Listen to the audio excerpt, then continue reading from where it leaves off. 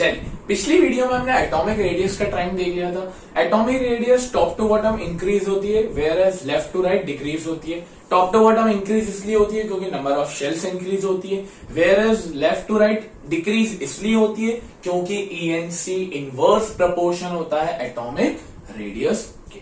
अब हम बात करते हैं metallic and non metallic character की। अपने आप में सबसे आसान metallic and non metallic character का मतलब क्या है कि आपको पीरियोडिक टेबल में जो एक्सट्रीम लेफ्ट साइड है, आपको दिख भी रहा होगा स्क्रीन पे, एक्सट्रीम लेफ्ट साइड सारे के सारे मेटल्स रखे गए हैं। लिथियम हो गया, beryllium, sodium, magnesium, potassium, calcium. And extreme right side जाओगे एक्सेप्ट 18th ग्रुप जिसमें नोबल गैसेस हैं, तो वहां आपको दिखेंगे फ्लोराइन, क्लोरीन, ये कुछ नॉन मेटल्स दिखेंगे आपको। तो ये ट्रेंड होता है कि मेटल्स के साथ क्या है, नॉन मेटल्स के साथ क्या है। बच्चों, ये आपको याद करने की जरूरत ही नहीं है। आपको ये चीज पता है ना, मेटल्स और नॉन मेटल्स एकदम अपोजिट होते हैं, बस काम खत्म। और मेटल्स में याद करने की जरूरत नहीं है क्योंकि जो मेटल्स होंगे उनका अपोजिट नॉन मेटल्स कर दिया जाएगा। बट मैं तो ये बोल रहा हूं मेटल्स भी क्यों याद करो। Atomic radius top to bottom क्या होती है, increase, whereas left to right क्या होती है, डिक्रीज। सेम ट्रेंड आपको दिखेगा मेटेलिक में। Top to bottom metallic character increase होता है, top to bottom metallic character increase होता है। मतलब जो आपको दिख रहा है ना अपनी स्क्रीन पे, लिथियम, सोडियम, पोटेशियम, और लास्ट में आपको दिख रहा होगा फ्रेंशियम। तो सबसे अच्छा जो मेटल रहता है वो रहता है फ्रेंशियम, सबसे अच्छा मेटल। और क्योंकि atomic radius left to right decrease होती थी तो मेटेलिक कैरेक्टर भी लेफ्ट टू राइट डिक्रीज ही होगा। अब आपको दिख रहा होगा अगर हम पीरियड नंबर 2 की बात करें तो lithium, beryllium, boron, carbon, nitrogen, oxygen, fluorine. तो आपको दिख रहा होगा जैसे जैसे हम राइट की तरफ मूव करते जा रहे हैं वैसे वैसे मेटल्स की संख्या कम होते जा रही है। सिर्फ लिथियम और बेरिलियम बचे थे एंड नॉन मेटल्स बढ़ते हुए जा रहे हैं। तो जो ट्रेंड एटॉमिक रेडियस में था वही ट्रेंड मेटेलिक कैरेक्टर में भी है। टॉप टू बॉटम में एटॉमिक रेडियस इंक्रीज होती है तो मेटेलिक कैरेक्टर भी इंक्रीज होता है। लेफ्ट टू राइट में एटॉमिक रेडियस डिक्रीज होती है तो मेटेलिक कैरेक्टर भी डिक्रीज ही होता है। अब जो मेटल्स है उनका अपोजिट कर दो, टॉप टू बॉटम इंक्रीज हो रहे हैं मेटल्स, तो नॉन मेटल्स क्या होंगे, डिक्रीज होंगे।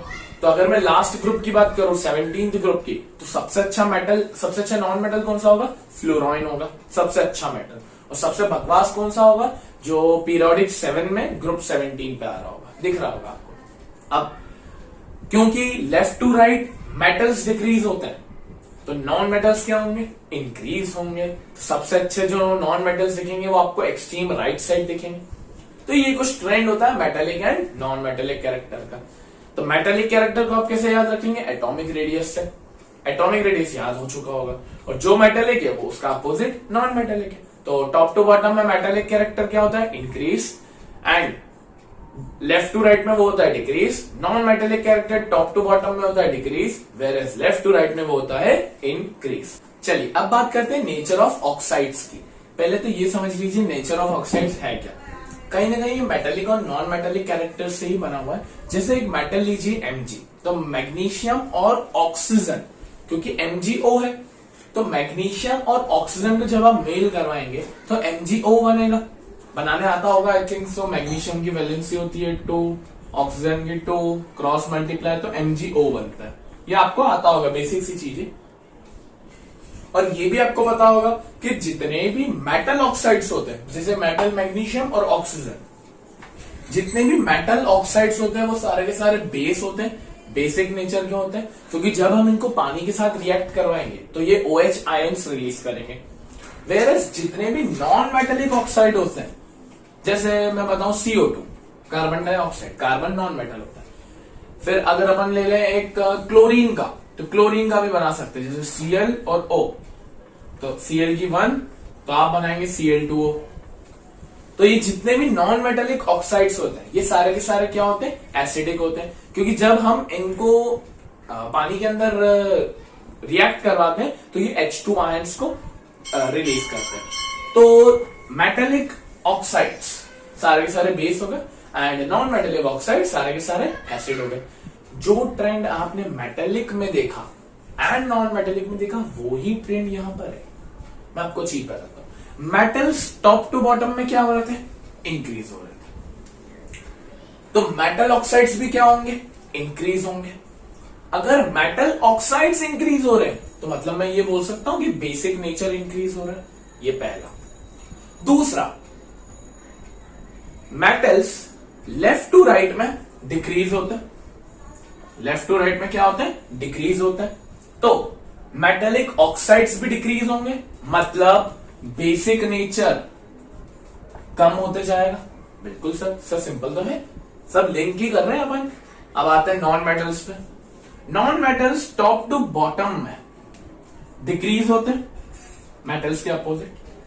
अगर डिक्रीज हो रहे हैं तो मतलब ये कहना चाहिए कि नॉन मेटल ऑक्साइड्स भी डिक्रीज होंगे, और नॉन मेटल ऑक्साइड्स एसिडिक होते हैं, तो ये भी बोल सकते हैं कि टॉप टू बॉटम में एसिडिटी या एसिडिक नेचर कम होते जाएगा।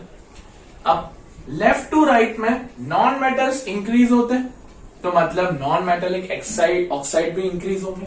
अगर ये इंक्रीज होंगे तो एसिड नेचर भी क्या होगा, इंक्रीज होगा।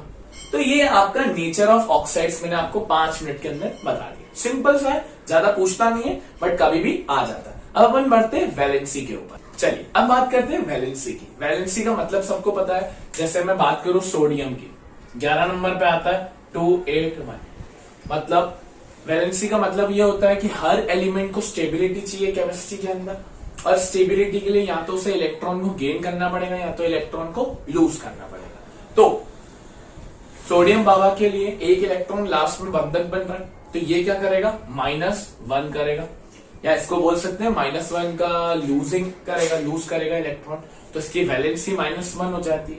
इसको हम बोलते हैं वैलेंसी। अब इसके 2 ट्रेंड्स है, बड़े सिंपल से। टॉप टू बॉटम में वैलेंसी रहती है सेम, इसका एटॉमिक रेडियस से कोई भी लेन देन नहीं है, पहले बता रहा हूं मैं। Atomic radius, metallic and non metallic character and nature of oxides, ये तीनों का रिलेशन है, बट वैलेंसी का ये नहीं है। टॉप टू बॉटम सेम रहती है। सर कैसे, हम कैसे विश्वास रखें आपके ऊपर? सर देखें कैसे, hydrogen, lithium, sodium, potassium. Hydrogen 1 number पे आता है, इसलिए इसकी जो वैलेंसी है वो 1, और ये ग्रुप 1 के बिलोंगिंग है। लिथियम 2,1 कॉन्फ़िगरेशन, तीसरा नंबर पे आता है, वैलेंसी कितनी होती है, 1। सोडियम 2, आपने यही देखा 2,8,1 वैलेंसी। पोटेशियम 2,8,8,1 19 नंबर, वैलेंसी कितनी हुई, 1। तो ये जो आप देख रहे हैं ग्रुप वाइज या टॉप टू बॉटम, वैलेंसी क्या रहती है, सेम रहती है। जैसे ग्रुप 2 की वैलेंसी 2 होगी, फिर अपन आते हैं डायरेक्ट ग्रुप 13 के ऊपर। ग्रुप 13 की 3 होती है, ग्रुप 14 की 4 होती है, एंड ग्रुप 15 की क्या होती है? सर ग्रुप 15 की 5 होगी? नहीं, ग्रुप 15 की 3 होती है। बताओ कैसे? ग्रुप 15 का एक एलिमेंट लेते हैं अपन, जैसे मैंने ले लिया carbon, sodium, sorry nitrogen. Nitrogen आता है 2,5 7 नंबर पे। अब देखिए ये क्या 5 इलेक्ट्रॉन्स को लूज करेगा? नहीं सर, ये तो 3 इलेक्ट्रॉन्स को क्या करेगा, गेन करेगा, ताकि इसकी एल शेल कंप्लीट हो जाए। तो 15वें ग्रुप की वैलेंसी हो गई 3, 16वें की 2, और 17वें की 1, एंड लास्ट वाले की तो वैलेंसी कितनी होती है, 0, नोबल गैसेस। ये रहता है। तो टॉप टू बॉटम वैलेंसी क्या रहती है, सेम रहती है, बट लेफ्ट टू राइट में क्या फंडा रहता है? सिंपल सा एक ले लेते हैं, जैसे lithium, beryllium, boron, carbon, nitrogen, oxygen, फिर फ्लोराइन, एंड लास्ट में नियॉन। चलो, लिथियम की वैलेंसी 1, 2, बोरॉन की 3, कार्बन की 4, नाइट्रोजन की 3, ऑक्सीजन की 2, फ्लोराइन की 1, नियॉन की 0। क्या ट्रेंड देखने को मिल रहा है? सबसे पहले वैलेंसी इंक्रीज हुई 1 2 3 4, फिर डिक्रीज हुई 3 2 1, एंड देन फाइनली कितनी हो गई, 0। मतलब इंक्रीज, डिक्रीज एंड फाइनली 0। तो ये लेफ्ट टू राइट ट्रेंड देखने को मिला। टॉप टू बॉटम में सेम रहती है, एंड लेफ्ट टू राइट में increase, decrease and finally become 0, क्योंकि नोबल गैसेस की वैलेंसी होती है 0। आई होप आपको ये चीज समझ में आ गई होगी। इसमें से सबसे ज्यादा क्वेश्चंस बनते हैं ओसवाल में भी, आपको दिखेंगे। क्वेश्चंस कभी भी थियोरेटिकल नहीं बनते, क्वेश्चंस की लिंकेज एप्लीकेशन में देते हैं कि ये दे देगा, पूछेगा ये एलिमेंट का रेडियस क्या है, कैसे बड़ा है, छोटा है, वैलेंसी क्या है, मेटल्स है, नॉन मेटल्स है, ये सारी चीजें पूछेगा। तो आई होप आपको ये पूरा का पूरा चैप्टर क्लियर हो गया होगा। पहले अर्ली अटेम्प्ट्स, फिर मेंडलीव का, फिर आपका हेनरी मॉजले का modern periodic table, trends in modern periodic table एक बार रिमाइंड करके वापस देखिए अगर नहीं समझ में आए, और इसकी ज्यादा से ज्यादा प्रैक्टिस करिए। Thank you for watching this video. Radhe Radhe.